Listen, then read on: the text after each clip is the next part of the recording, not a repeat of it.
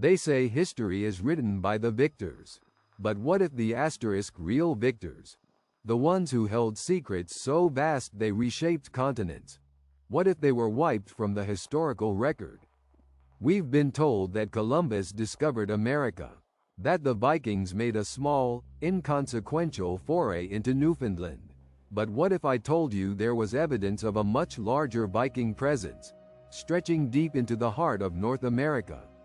And what if that presence was somehow connected to something even more unbelievable? The lost empire of Tartaria. The elite don't want you to know the truth. The powers that be would rather you remain asleep. Today, we're cracking open a cold case, one etched in stone and steeped in controversy, the Kensington Runestone. This could rewrite everything. Are you ready to handle it? In 1898, a Swedish immigrant farmer named Olof Oman was clearing land near Kensington, Minnesota when he unearthed a large stone slab covered in mysterious runes. The inscription, when translated, told a tale of 8 Swedes and 22 Norwegians on an exploration journey from Vinland far to the west. They'd landed, supposedly in the year 1362, deep inland. The story turned darker. Upon returning to their camp, they found 10 of their men, reddened by blood and dead.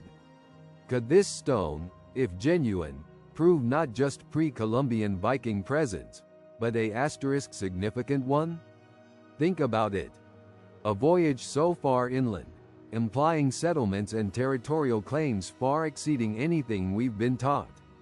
And if they traveled to the center of modern-day USA, who might they have been working with, or more likely, against? Did this voyage actually occur during a previously unacknowledged clash with an older power?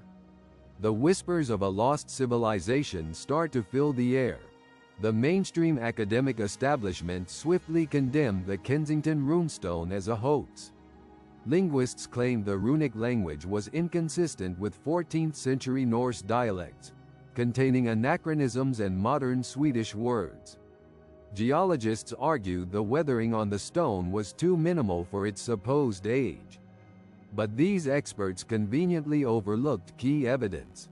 Independent analysis reveals that the alleged modern words could be explained by regional dialects used amongst a distinct Viking community that traded along European river systems, particularly in eastern territories that would have encompassed and butted up against what has recently resurfaced as the mysterious land of Tartaria. We've covered this empire previously and have to be extra careful with using that title, since no conventional history books will contain information about its civilization. The fact the Tartarian Empire disappeared in line with major alterations to the landscape, namely the mud floods that erased cities wholesale from historical maps, leads one to theorize they're trying to suppress the historical context that allowed for the Vikings to meet them there in the first place. But the biggest clue is the year 1362 itself. What was significant about that year? Mainstream history teaches that there was nothing going on in North America worthy of note. But a deeper dive reveals a series of climatic upheavals, the onset of the Little Ice Age. Could these Vikings have been mapping previously established Tartarian territories that had been ruined by severe climatic devastation, land grabbing on behalf of European kings eager to exploit newly empty and available lands? Tartaria's connections to advanced technology, hidden from us and perhaps pillaged by invaders, is why such explorers would even bother so far from their shorelines. And could this rapid climate change be tied to suppressed technologies held and potentially misused by the Tartarian Empire? Their destruction would not have been pretty and could have brought with it major repercussions to the magnetic poles, atmospheric stability, and more. Here's where the runestone ties everything together. The inscription speaks of these Norse explorers heading west into North America to inspect new territories following climatic devastation. 10 of their men murdered at the hands of an unknown people. Consider the alternative translations from various fringe archaeologists. These dead were not killed.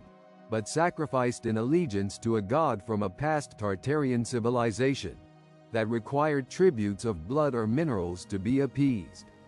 Think back to other monuments and stone stelae recovered from antiquity depicting the faces of gods being paid reverence.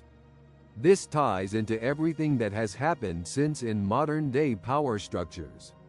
Were these sacrifices being made as recent as then, in line with these visits from afar? This proves once and for all a secret ancient presence operating and exerting power right here on our very doorstep. The Kensington Runestone remains a disputed artifact.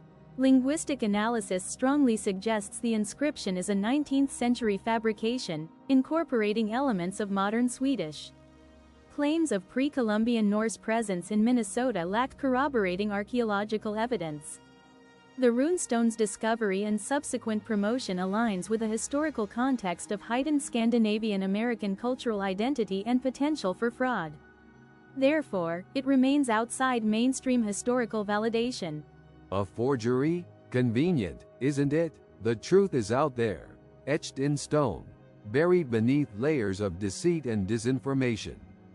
Is the Kensington Runestone merely a curious artifact, or a Rosetta Stone unlocking a hidden history of Viking expansion, and their role in an unspoken war on a now-missing empire? The suppression of its significance is deafening.